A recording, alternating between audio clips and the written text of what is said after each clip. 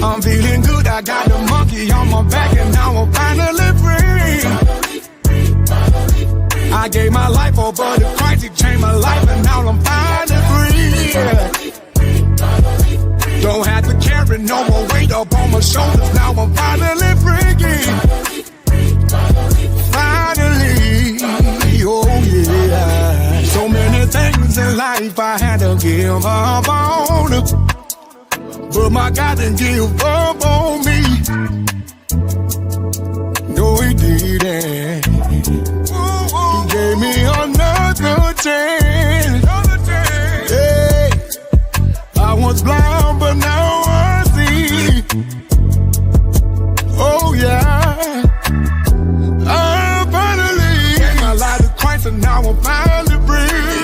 Anything I need, my God provides for me. I just want to thank you, God, for loving me, taking care of me and my family. I had to clean up when I messed up, starting my life over again. Now I'm finally free. I'm feeling good, I got the monkey on my back and now I'm finally free. I gave my life over to Christ, he changed my life and now I'm finally free. Don't have to carry no more weight up on my shoulders, now I'm finally free. Finally, oh yeah. People talk that what they do and what they say can't stop my moves. Let me say a thing or two about what God can do for you. I know he did it for me, I know that he'll do it for you, because I am living proof of what my God can do for you. People change, but my God won't change. I weather the storm with a smile on my face, singing hallelujah is the higher praise. Lord, I want to thank you for another day. I've been changed. The angels in heaven shine my name. Gave my life to Christ and now I'm finally free. Anything I need, my God provides for me. I just want to thank you, God, for loving me, taking care of me and my family. He took the shackles off my feet, now I can dance and now I'm finally free, finally free. This was for the people in the world who believe in Jesus, believe in Jesus. He took the shackles off my feet, now I can dance and now I'm finally free, I'm finally free. This was for the people in the world who believe in Jesus. I'm feeling good, I got the monkey on my back and now I'm finally free. I gave my life over to Christ, he changed my life and now I'm finally free. Don't have to carry no. What's going on, everybody? Welcome back to ARP in the morning. I'm your host, Wise, man. I appreciate you guys pulling up, man. I hope all is well with you guys. I know y'all see me bobbing. I had to take it back a little bit. It's been a little bit since we've used that song and that particular video opening screen or whatever you want to call it to get things started. But I definitely appreciate you guys, man. I appreciate you guys pulling up, man. The song slaps, it jams. So I had to today. And it is Wednesday, right? It is hump day. And I had to start the day off like that, man. So I hope you guys enjoyed the song, man. That's phenomenal. Phenomenal track, man. Appreciate you guys, man. Hit that like button for me if you haven't done so already, man. Something's weird going on, with StreamYard. There's something weird going on with YouTube right now. I'm not really sure what the heck is going on, but I'm looking in the chat and I can see the names look a little weird and stuff like that. I'm really not sure what the heck is going on, but we're going to make it do what it do anyway. It is what it is. We ain't going to let it stop us. So if you haven't done so already, man, please make sure you hit that like button. Let me also show some love to my guy, Kenny G from PIstyle.store. Sent me another dope shirt, Veteran Strong. I don't have it on today, but I will have it on in the very near future here. So for you guys to see, if you have not gone over to his store, go check him out, man.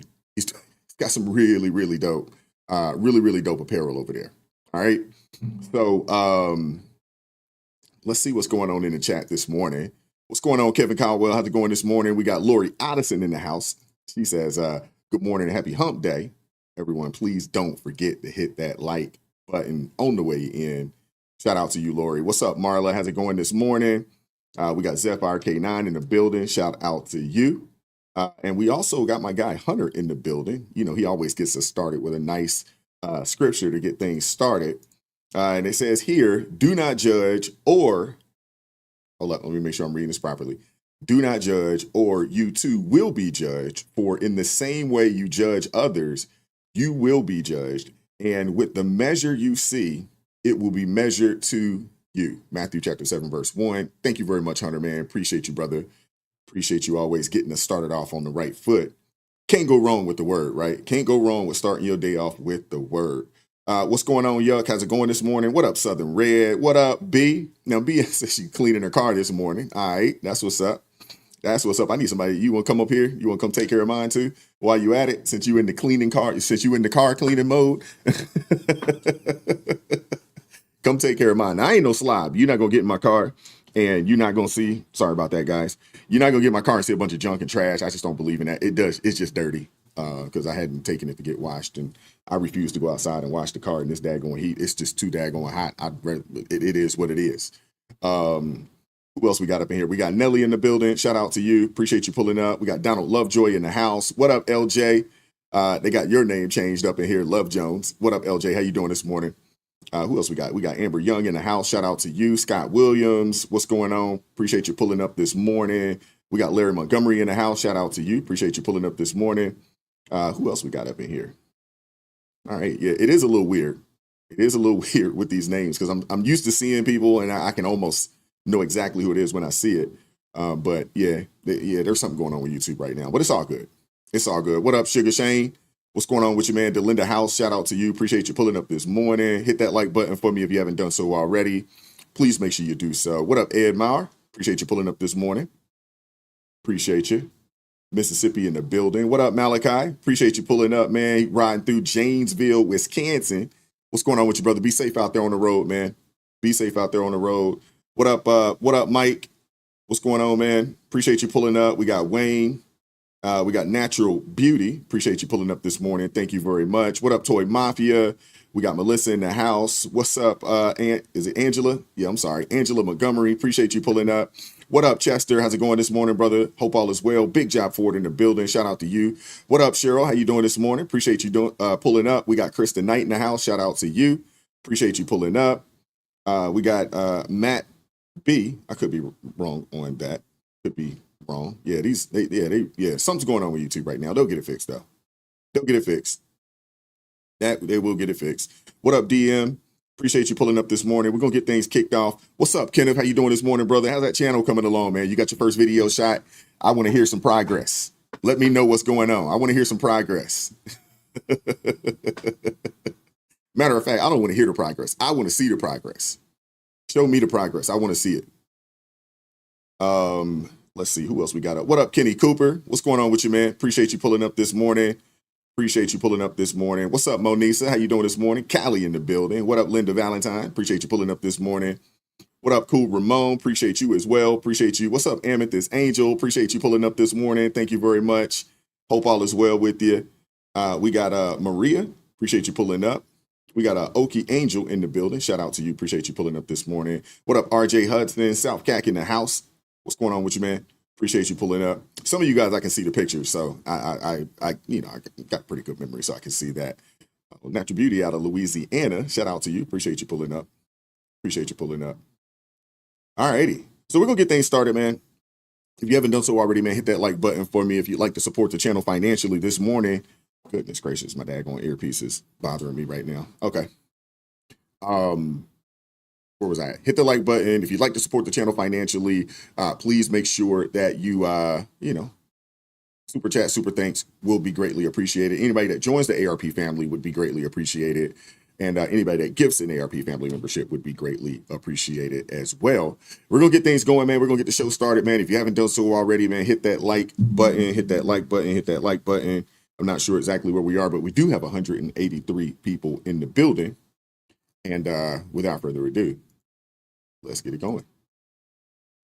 Breaking news here in New York City tonight, where officials say a suspected shooter inside a Manhattan office building has been, quote, neutralized. A law enforcement official tells CNN tonight that 4 people are dead, including an NYPD officer on the scene. Police believe that a man with a long rifle walked into a Park Avenue skyscraper just north of Grand Central Station this evening, with law enforcement sharing this photo of the person believed to be the gunman entering the building. You can see there in broad daylight with a massive gun in his hand. It's that building that houses the corporate offices for the National Football League, Blackstone, and the accounting firm KPMG. Multiple law enforcement officers tell CNN the shooter was found dead inside the building from what officials believe to be a self-inflicted injury. Right now, the New York Police Department says they believe the shooter acted alone. And this hour, the mayor, Eric Adams, says police are searching the 634-foot building floor by floor. The FBI is on the scene right in the middle of the country's largest city to assist with the investigation. All righty, so we've all probably heard by now about the shooting that took place up in Manhattan earlier this week. I'm sure we have. You know, a gunman, they opened fire inside a high-rise corporate building on Park Avenue, killing 4 people, including a New York City police officer, and critically wounding another before turning the gun on themselves. The shooter, identified as Shane Devon Tamura, 27 years old. They say he's from Las Vegas. Originally, I believe he was born out there in Hawaii. He said he walked into 345 Park Avenue around 6:30 p.m. armed with an AR-15 style rifle and began a rampage. But the way CNN opened its coverage of the Park Avenue massacre, I mean, is a masterclass into how not to break news. I mean, before the network had so much as a clear still frame of the gunman, Anchor Aaron Burnett felt comfortable telling millions of viewers that the shooter was or could be white. That did happen. Goodness gracious, man. Yeah, something serious. When you hear John's reporting that they do know what he looks like, male, possibly white, mustache, sunglasses, in that building, isolated to, they believe, to various locations, including upper floors, is where they're focused. What are you learning, Shimon? Before we keep going, let me show some love to Miss Renee Suzanne. Thank you very much.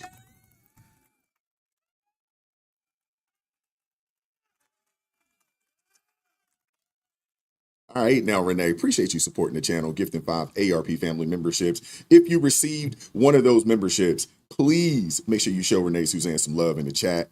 Thank you very much, man. Appreciate you, Renee. Thank you. So this guy got on there and said possibly white. What exactly does that mean? And based on what? I mean, there was some grainy footage from the lobby. You know, there was no police confirmation. No clear image, just speculative nonsense being pushed as journalism.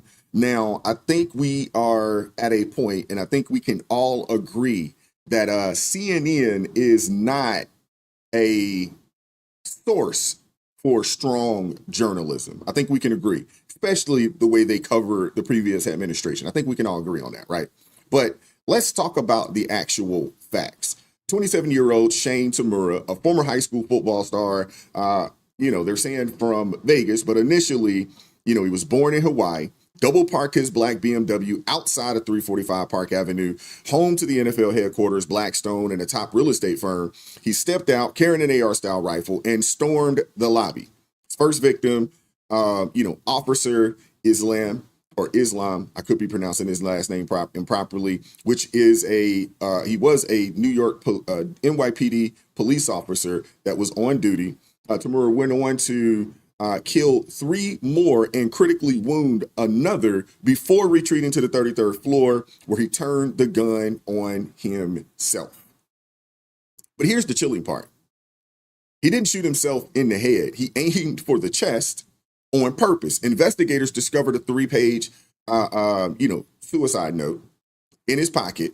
And in it, he named the NFL directly and begged doctors to study his brain for CTE, the degenerative disease caused by repeated concussions. He believed football had broken his mind, and this attack was his twisted message to the league. That's the reality New York woke up to. But instead of waiting for, confirmation of details, CNN ran with the possibly white narrative with no evidence. And this is what you would call no integrity. And here's the game. These outlets never mention a suspect's race unless they think the suspect is white. And then suddenly race becomes a headline. I mean, look at the footage.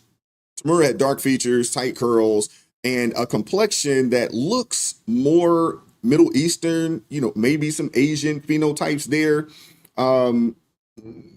It'd be a far stretch to say Anglo, right? But one of the facts, but once the facts shattered the narrative, CNN, they pivoted fast. Cue the panel of experts pushing bans on military-style weapons, a term no one in D.C. can even define. Military-style weapons. No one's been able to define that. And here's the truth. Media bias isn't just in what they report, it's how they go about reporting it. And when they decide facts matter.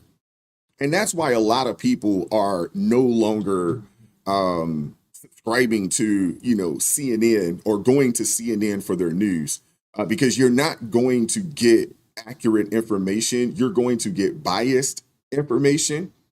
CNN is supposed to be a trusted news site, not a place that peddles opinions. But for the most part, that's all you're going to get at CNN. The other thing, they immediately pivot to an attack on the Second Amendment and gun laws, but no one ever had the discussion of, how radical and restrictive the gun laws are in New York City. And the reality of it is, in a place where the gun laws are extremely restrictive, as they are in New York City and a few other places around the country, those places become havens for these types of acts because they know the likelihood of any type of pushback from regular citizens is slim to none. See, if this was Texas or Tennessee, early on, there would have been a high probability. I'm not saying it would have happened, but high probability that someone would have been carrying a legal registered firearm, and they would have been there to at least resist this individual somewhat, right? No different than what happened, up in Traverse City a couple of days ago, or actually over the weekend, and we covered it, a few days back, to where it was a good guy with a gun that may have saved a multitude of lives and definitely, stopped others from being harmed by this, wicked individual with a knife. But for whatever reason, the media will not cover this issue in the way that it needs to be covered. The other thing that we do know is that, a lot of these places, man, a lot of the places with the very restrictive gun laws, they have some of the highest crime because they know that the people don't really have the ability to protect themselves. And everybody that's walking around, they're prey. They're like gazelles, in the wild, and the lions can pretty much have their way, right? Insanity that we allow weapons of war to just flow freely on the streets of America. And even though New York State and New York City have the strictest gun laws in the nation, those gun laws can only take you so far if guns can easily cross state boundaries. And this is exactly what happened here. I want to replay that one more time. Listen to this guy. Absolute insanity that we allow weapons of war to just flow freely on the streets of America. And even though New York State and New York City have the strictest gun laws in the nation, those gun laws can only take you so far if guns can easily cross state boundaries. And this is exactly what happened here. Weapons of war. I mean, New York already enforces some of the toughest gun laws in the nation, yet Tamura rolled straight into Midtown, armed to the teeth. And if Mandani, who, by the way, was in Uganda during this entire thing. But if Mondani wins in November, if he wins and becomes the mayor of New York City, he actually plans to axe the elite NYPD task force that responded to this very same shooting. So, yeah, let's see how well that'll work to reduce crime. You're already going to hamstring the police. The citizens don't have the ability to protect themselves. They cannot utilize their Second Amendment right in the city or the state in that manner. Do you honestly think that things are going to get better, or do you think things are going to get worse? I personally think that things are going to get worse. There are going to be more and more people that are emboldened in this manner because they know there will be zero resistance from your average citizen in these types of places, man. And the problem wasn't a loophole. You know, the real issue was, hey, this was a troubled man fixated on making a public statement. And this is one who might, have inflicted similar carnage, with a handgun, had he wanted to stay covert. Banning rifles that look scary on magazine covers does nothing to stop someone bent on, mass homicide or something along those lines, especially when that someone left a note explaining his motives, and explaining that the motives had absolutely nothing to do with politics and everything to do with brain trauma. And that brings us to the issue no one on CNN seemed eager to discuss, which is mental health. And it's something that we've been talking about on this channel for quite some time. We have a mental health crisis in our nation right now. I know it's a taboo topic. I know it's a taboo discussion. No one wants to have these conversations, but it's real. They closed a lot of the facilities up there in New York City. They closed a lot of the facilities, all across the country. And a lot of these people, the only time they get some help is when they do something crazy and then they end up going to jail. And even there in prison, they don't get much help, but at least they're off the streets. And the more facts that we learn about the Midtown Manhattan shooter, the clearer it becomes that we're dealing with a profoundly disturbed individual, someone convinced he was riddled with chronic traumatic, with a chronic traumatic injury to the brain. And, even though, he never played it down in the NFL, that belief helps explain why he chose a gruesome but telling method, a self-inflicted round to the heart rather than the head, preserving his brain for post-mortem study. So far, investigators, they have found no ties to jihad, nor political extremism, or, any of that, what do they call it? Coherent ideology. What they have uncovered is a trail of documented mental health episodes, two separate encounters serious enough for authorities to file reports, and a rambling suicide note begging doctors to dissect his mind. And in short, the shooter was not a radical. He was a ticking time bomb whose fuse had been burning in plain sight. And this is a sad situation. CTE, it is real. But even if he had it, even if he does have it, I don't know, man. And Ed, I don't know if he was on any meds or anything along those lines, but this particular situation, it is a real situation. And former teammates, spouses, you have neurologists, they can attest to how dramatically it changes one's personality, their impulse control, and their mood. But none of that excuses his behavior. But if pundits sincerely want to prevent the next tragedy, they'll spend less airtime dunking on the Second Amendment and more pressing the NFL to fund early detection programs, mandatory baseline scans, and long-term care for athletes whose brains take a beating. A rifle is an inert object. And until a human picks it up,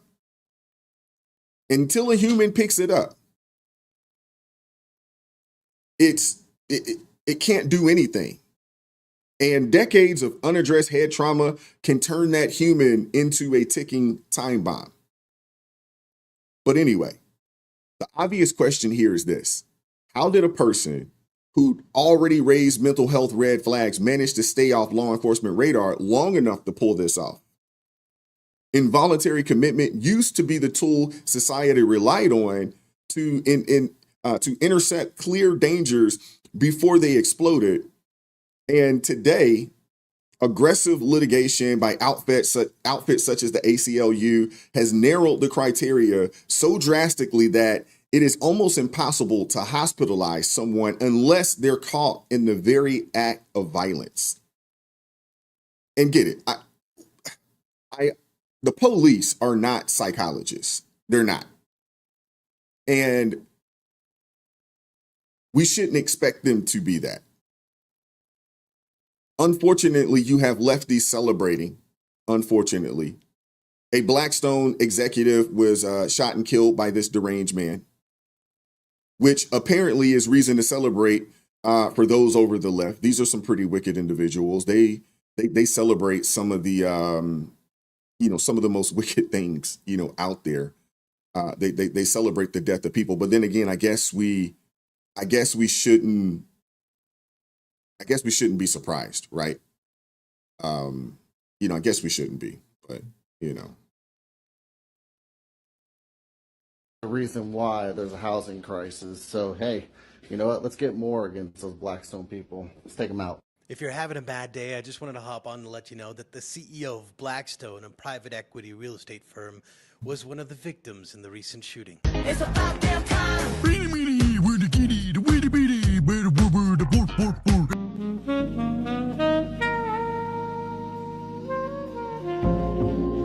And I'm not saying she deserved it, but I'm saying God's timing is always right.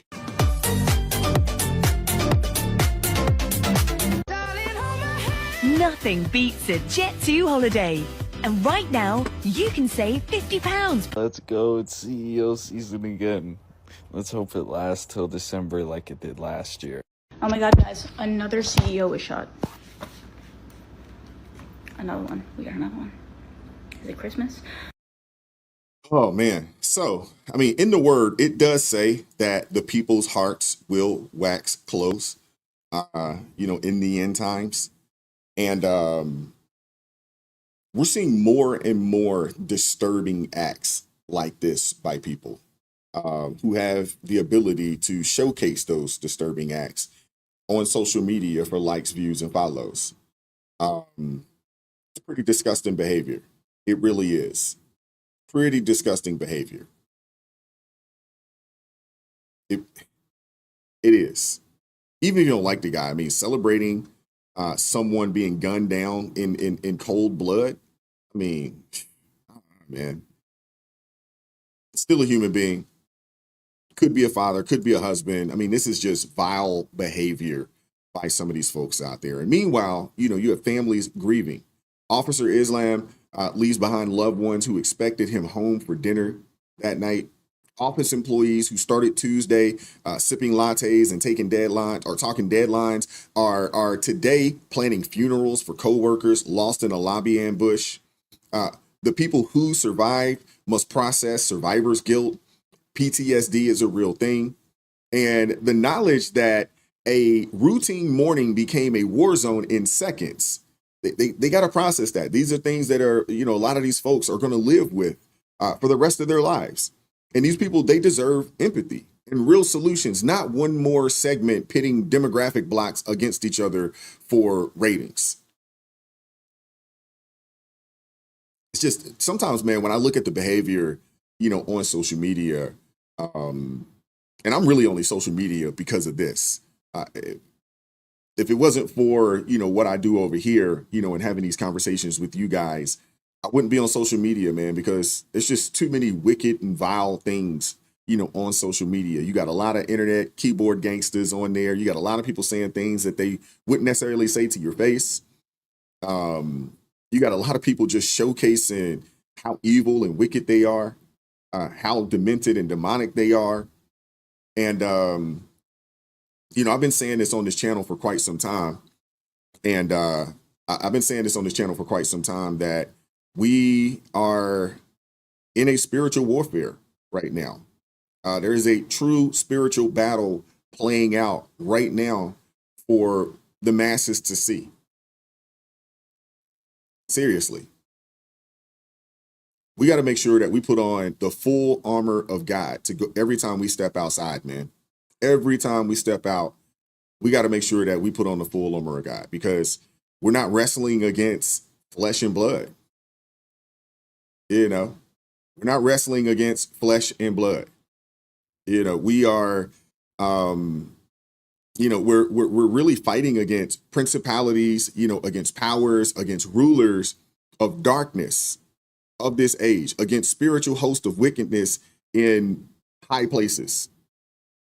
And, you know, I tell people, man, every day, man, you just got to make sure that you keep not only yourself lifted up in prayer, but keep your family surrounded and, you know, lifted up in prayer as well, man, because it's just so much wickedness going on in this country, and so many people celebrating the wickedness or condoning the wickedness or excusing the wickedness for one reason or another.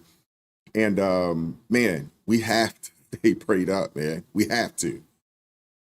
But you know, in other news, on the other side of the country, we're gonna go over to LA. On the other side of the country, out in LA, a home linked to a pastor featured in the Netflix docuseries Dancing for the Devil, the 7 million TikTok cult. I'm not sure if you guys are familiar with that. I'm not sure if you guys had a chance to check out the Netflix documentary that came out, but it was raided late last week by federal agents concerning an investigation into you know, trafficking, money laundering, and other accusations, according to authorities. We're going to get into it right now, man. If you guys hadn't watched that documentary, it's worth watching. It's a little disturbing, but it's definitely worth watching, man.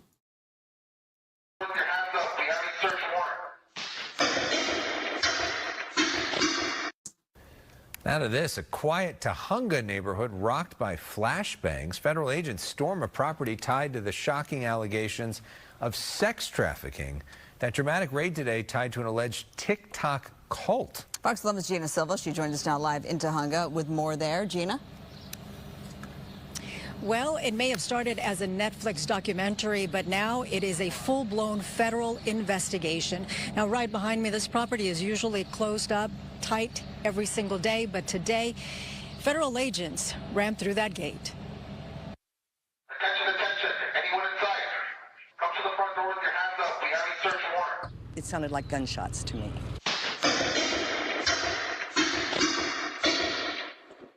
In the early morning hours, local and federal law enforcement arrived in this quiet Tahunga neighborhood to serve a search warrant, alleging sex trafficking, money laundering, tax evasion, mail fraud, and COVID-19 pandemic-related fraud. It's really, really creepy, and this is a really great, quiet little community, and a lot of families. They must have rammed the gate to get in there. Look at that. The front gate of the property lies mangled and twisted, clear evidence of a forced entry.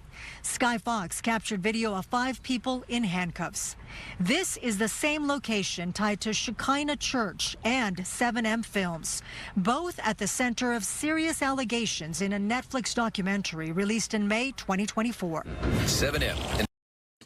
All right, so this home in Tahunga, linked to Robert Sheehan, the pastor of Shekinah Church, was the target of a federal operation involving the United States Postal Service, IRS, and Department of Labor. They're investigating some serious charges here: sex trafficking, money laundering, tax evasion, and fraud related to the COVID-19 pandemic. Now, this Shin guy, well, he runs a quote-unquote talent agency called 7M Films, which is supposed to help social media stars and TikTok dancers find jobs in Los Angeles. But according to those featured in the docuseries, it's not just about dance careers. They call Sheehan an abusive cult leader who kept them isolated from their families, telling them that they had to die to their loved ones to be saved. You can't make this type of stuff up, man. You can't. And let me say shout out to LJ with the $10 super chat. Thank you very much.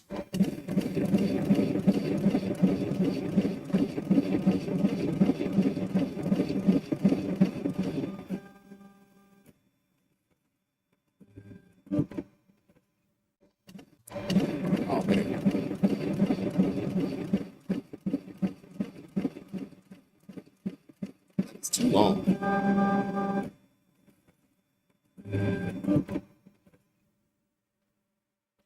Okay, we're going to have to change that. That's entirely too long. Thank you very much for the $10 super chat. I agree. A lot of people around me are going through hardships and clear spiritual attacks. The devil is busy. I am seeing a lot of mentally unstable people in the streets. They look zoned out. Yeah. Thank you, LJ. Appreciate the new super chat. Thank you very much. Goodness gracious, that was long.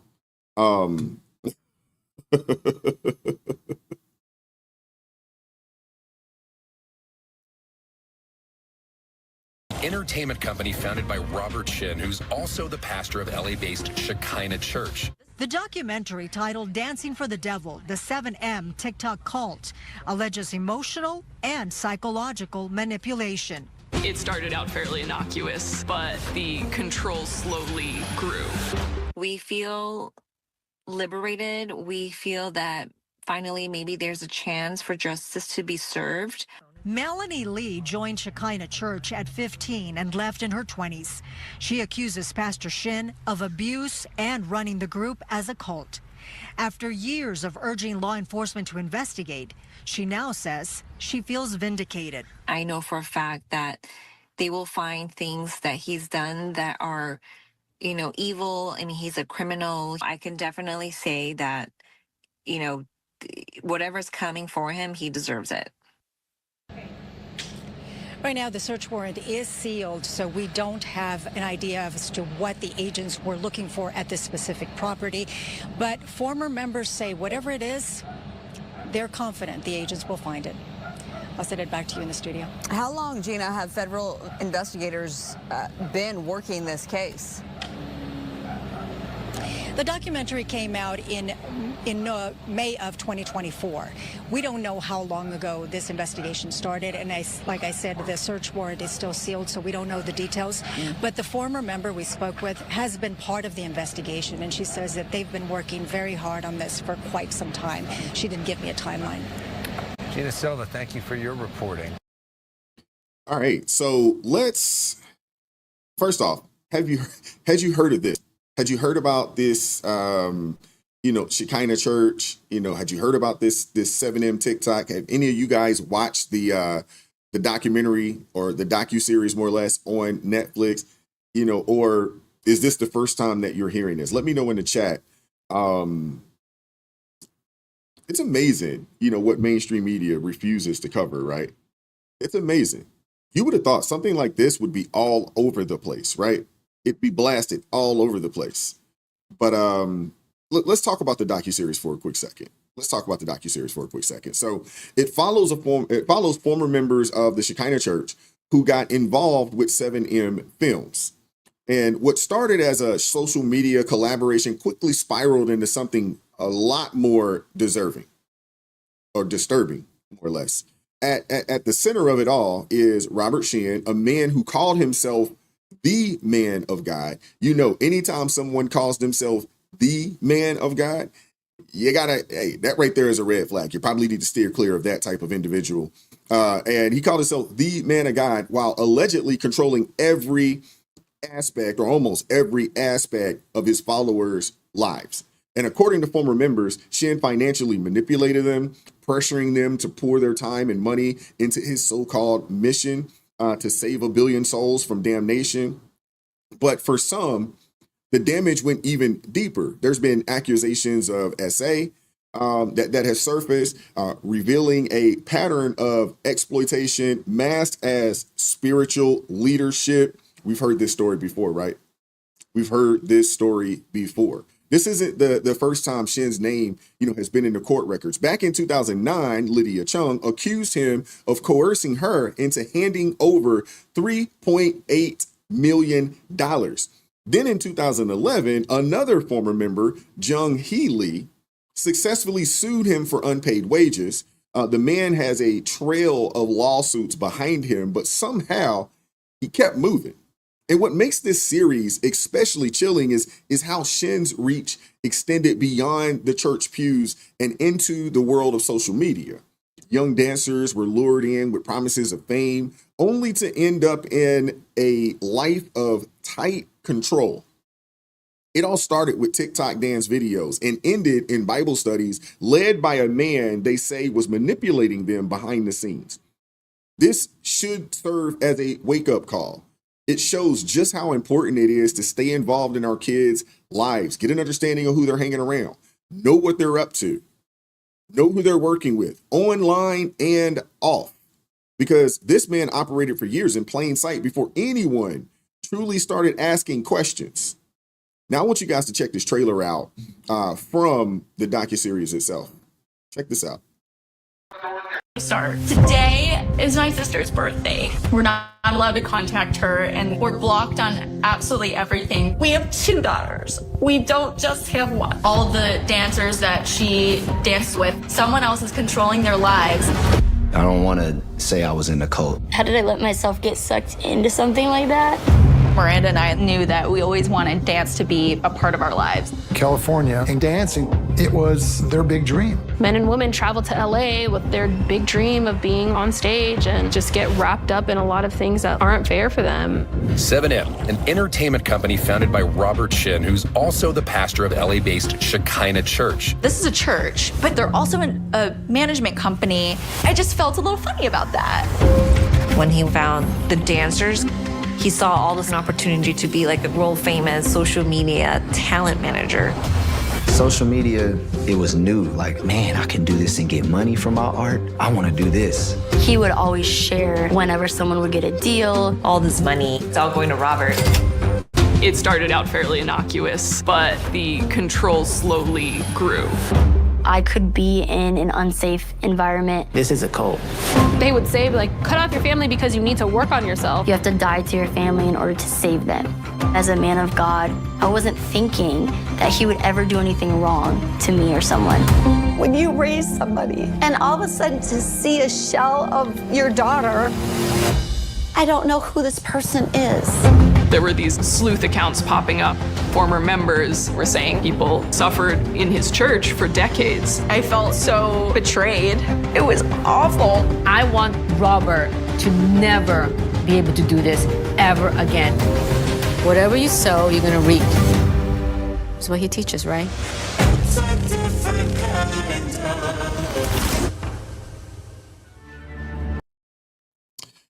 All right, man, this is some pretty scary stuff here, man. Pretty scary stuff, man, because so many of our kids, man, they get manipulated. And there's so many people out there that that want to be famous. And they want that attention. And when someone says that, hey, I can help you, I can get you there. And honestly, it's not about the money. I think people care more about the fame than they care about the money. I think if you ask people, would they prefer to, be rich and no one knows who they are, or famous and broke? I think there's a lot of young people out there that would choose famous and broke. Hey, I will say this, man, beware of any church that acts like a management company.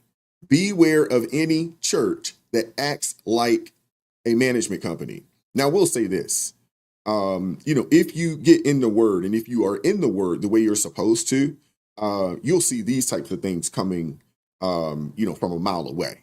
Your discernment will be where it needs to be at. I gotta say it again, man. Be weary of any church that acts like a management company. More likely than not, it's not a church. So as parents, as community members, we need to be vigilant. We got to watch out for signs like isolation, financial control, and promises that just seem too good to be true. And it's not just about protecting our children from physical danger. It's also about safeguarding their minds and souls. Teach them to follow the true word teach them to follow the true Jesus Christ, the one who offers freedom, not bondage, the one who calls us to love our neighbors, not cut them off, because faith should uplift, not enslave.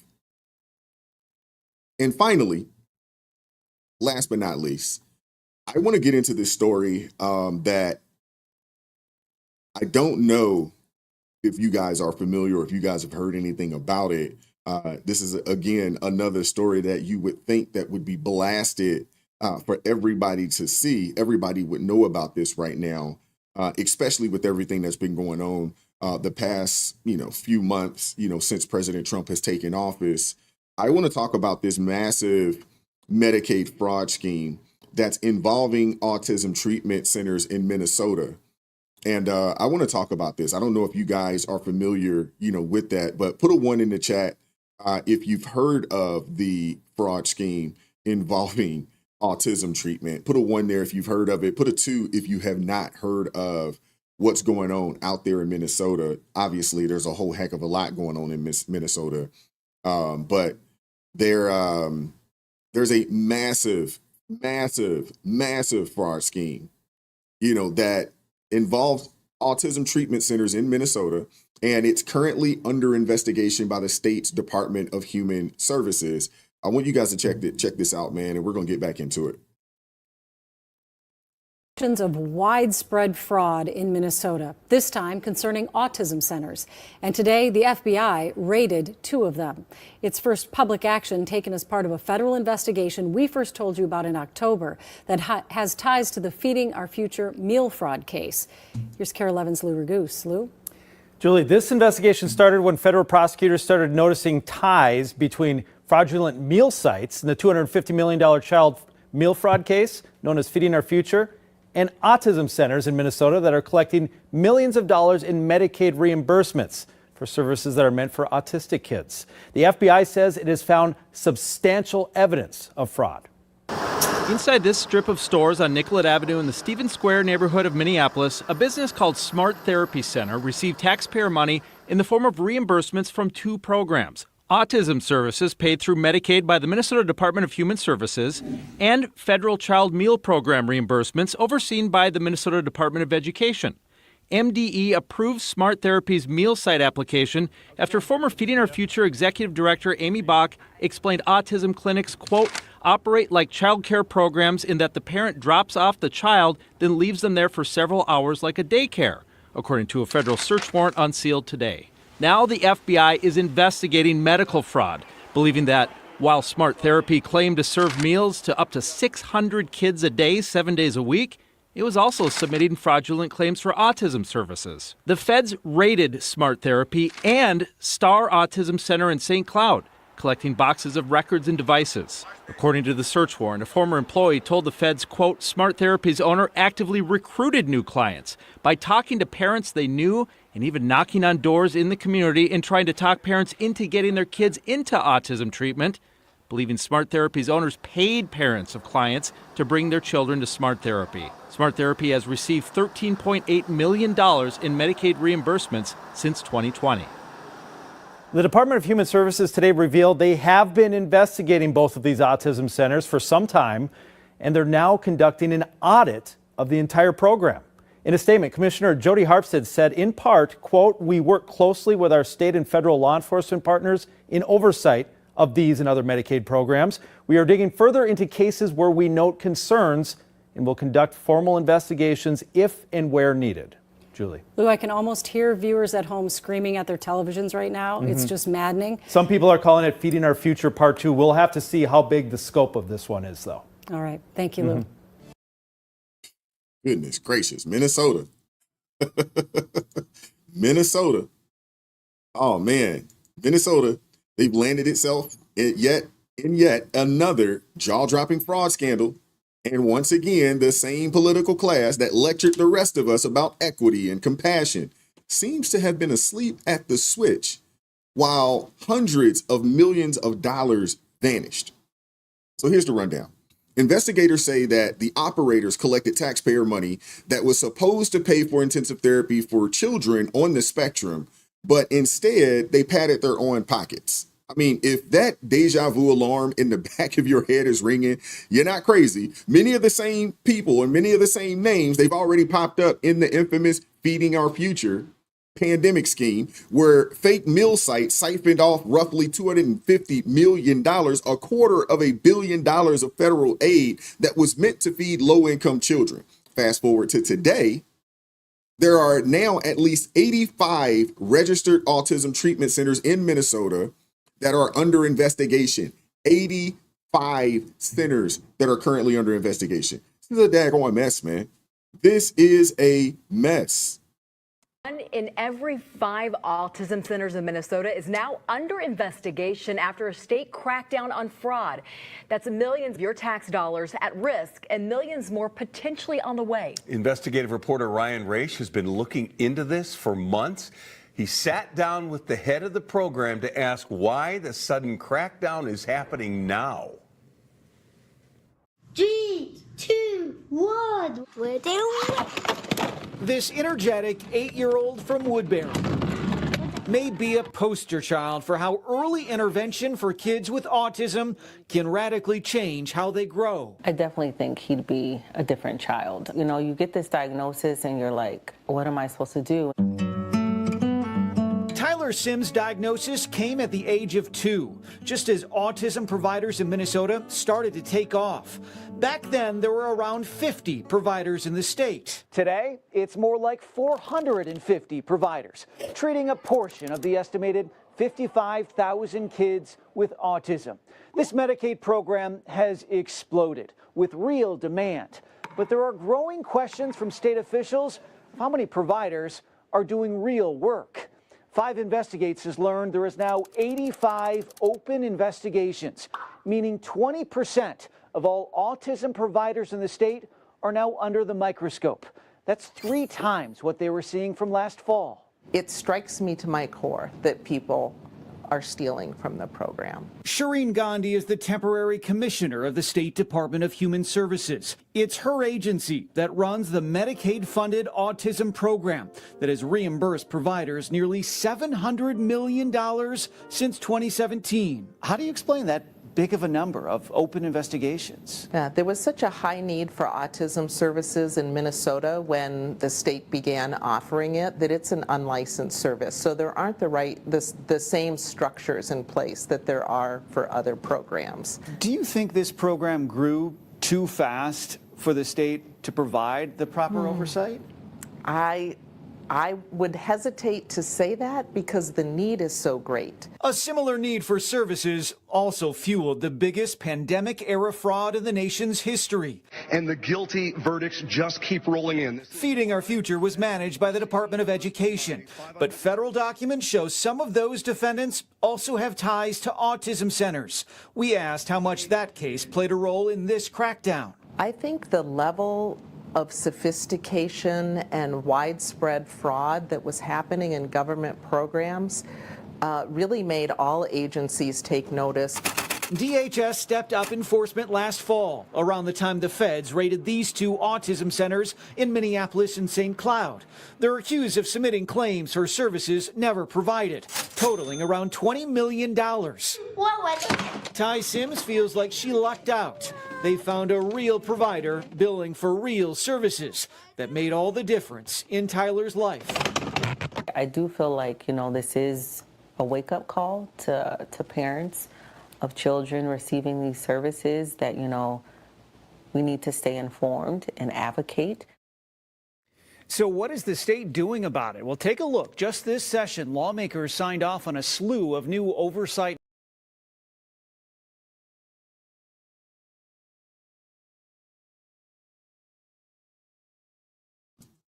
Sorry about that. Muted. All right, so let's talk about it real quick. Let's talk about it. We're going to get up out of here. We got to talk about Minnesota, man. We got to talk about Minnesota. I think you guys can hear me now. I think I'm unmuted. Thank you, Zephyr. Appreciate that. But let's talk about Minnesota for a second. You know, Governor Tim Walz, this is his territory. This is Ilhan Omar's backyard.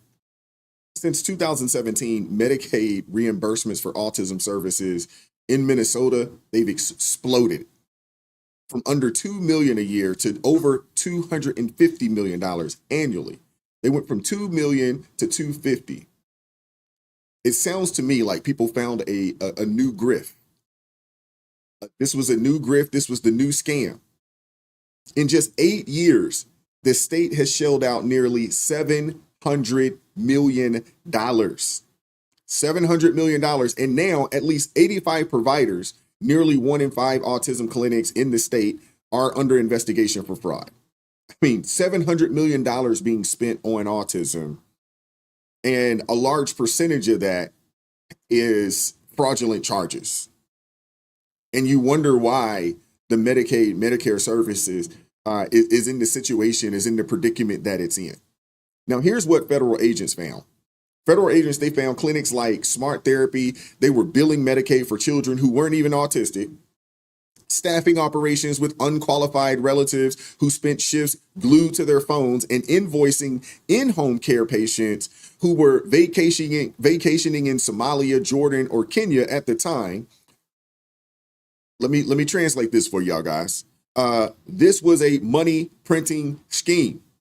This was just a new one, with children's health used as emotional camouflage. And predictably, the usual Medicaid defenders, the ones who will shout, "Kids will die," every time someone proposes some guardrails, have gone completely silent. Crickets. Why haven't we heard this blasted on mainstream media? Why is no one with everything going on around Medicare, Medicaid, around CMS? We got a situation where there could be $700 million spent. We're talking upwards of, I don't know, maybe 1 to 250, almost $250 million in fraud, potentially. Crickets from mainstream media. With everything that's going on. And the reason why they're silent is because the fraud was wrapped in all the right buzzwords: feeding the children, supporting the kids with autism, serving marginalized communities, all the buzzwords that we like to hear, or that we hear over on the left. They banked on emotional blackmail to keep the checks flowing. And it worked. The Minnesota Department of Human Services even admitted it approved payments for an unlicensed program because the need was so great. They approved payments for an unlicensed program because the need was so great. No oversight, no accountability, just vibes and virtue signaling from these people. And now DHS claims it tightened the requirement, but why did this have to get so far before y'all decide to tighten up the requirement? Because at this point, the damage is done, the money is gone. Hundreds of millions of dollars gone. And no one watching this story. This makes absolutely no sense. And what's Governor Walz doing? Nothing. He hasn't had a press conference about this, hasn't proposed any clawbacks, no accountability plan whatsoever. But he has found time to stock boys' bathrooms with tampons. You can't make this stuff up, man. That's where the energy is going. And since he's not running for a third term, he apparently doesn't care if Minneapolis burns to the ground or if another $1 billion vanishes from the budget. Doesn't care. Still going to collect his pension while taxpayers eat the losses. Thankfully, Republican lawmakers are pushing back. They formally requested a federal audit detailing years of overpayments, double billing, and lax internal controls. Even the acting U.S. attorney, hardly a partisan pit bull, warns that Medicaid fraud in Minnesota is on track to cross $1 billion. Medicaid fraud in Minnesota is on track to cross $1 billion. This isn't a scandal. This isn't just a scandal here. This is theft on a historic scale. And it's forcing families with real caregiving needs to suffer suspicion and tighter scrutiny because the system got hijacked by grifters. And let's be clear, this was a bipartisan failure, enabled by weak leadership, exploited by activist nonprofits, and ignored by the watchdogs who were too scared to question anything labeled equity. Vulnerable kids got pushed aside while scammers financed luxury cars and international vacations. This is what happens when feel-good slogans replace financial stewardship. So, Minnesotans, here's the question. Do you still have a civic spine to demand real answers?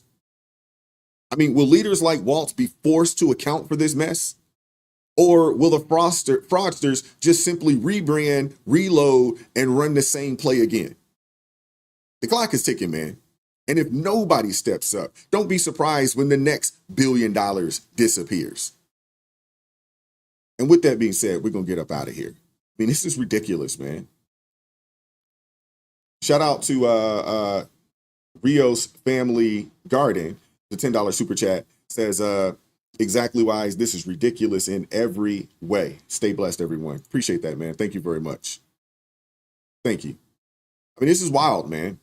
Some crazy stuff. $1 billion gone. And the governor hasn't had a press conference about it.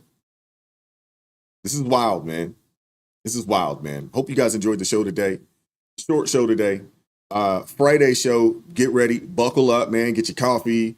You know, make sure you get a comfortable seat. It's going to be a long one. We got some really, really good folks pulling up on Friday. We're going to have a panel show. I think we're going to do the panel show on a Friday basis going forward. I really like it. I really enjoy it. It seems like you guys enjoy those conversations, especially when we bring Minister Danzelone and Jason from the J Witt podcast and Crystal from Crystal Beyond Labels. All of them will be on. We got my guy AT. He'll pull up as well. We also have Tamara Neely pulling up on Friday as well. I don't know if you guys watch her content, but she'll be here on Friday. Definitely looking forward to that conversation. We're going to talk about a multitude of things. So be on the lookout, man. It's going to be dope. Tomorrow is Thursday. It's Friday Eve coming up, man. These weeks, they fly by. But hey, it is what it is. We got 2 more days and the month is over with. And we're getting closer and closer to the summer, pretty much being a wrap. Now, I'm not going to lie to you, man. I'm actually looking forward to the fall time. Looking forward to the temp coming down a little bit. I despise the dead of winter, but I really like fall and I really like spring. What's up, Dr. Kyla? How you doing today? Appreciate you pulling up today. But I hope you guys enjoyed the show today, man. I hope you learned something. Hope you was turned on to something that you hadn't heard before. What's up, LJ? She said the same. Oh, yeah, man. I'm looking forward to it. I'm looking forward to it cooling down. Let's just say that. I'm definitely looking forward to it cooling off. And, football season, so forth and so on. I'm definitely looking forward to that. That's my favorite time of the year. I'm not going to lie to you. This time of the year, as we get closer towards, football season, man, once we get into August, September, man, I get really excited, man. I get really excited. Krista Knight said, don't say that, I'm a summer baby. Hey, I'm a fall baby. I was born in November. My birthday's in November. So I guess it's just in me to like the fall. I've always liked, like my favorite holidays is like Thanksgiving, just because that was the time when everybody got together and we got a chance to just hang out. And, it was a good time, man. So shout out to the Blues, shout out to Bees, FRK9. I don't know if I saw T.A. Caskey pull up today. Shout out to Renee Suzanne as well. Appreciate you guys pulling up. Appreciate you all keeping things peaceful in the chat. Shout out to all my ARP family members. Thank you for everybody that supported the channel financially today. I do appreciate you guys, man. I don't take it for granted, man. I'm just humbled, that you guys pull up and rock with me on a day-to-day basis, man. Thank you guys very much. RJ says October birthday. Okay, that's what's up. That's what's up. Leslie, Thanksgiving baby. Okay, we right there in the same club. I'm right around there. I'm right around there as well.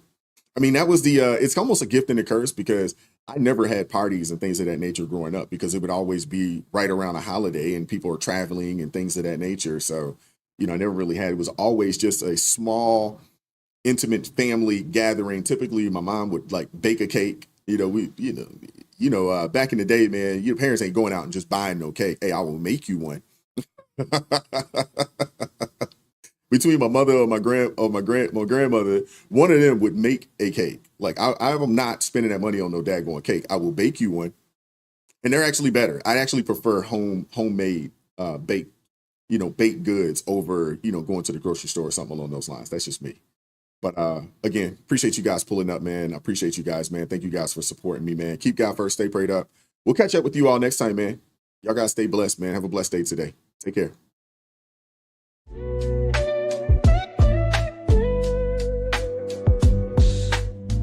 Vibes so raw.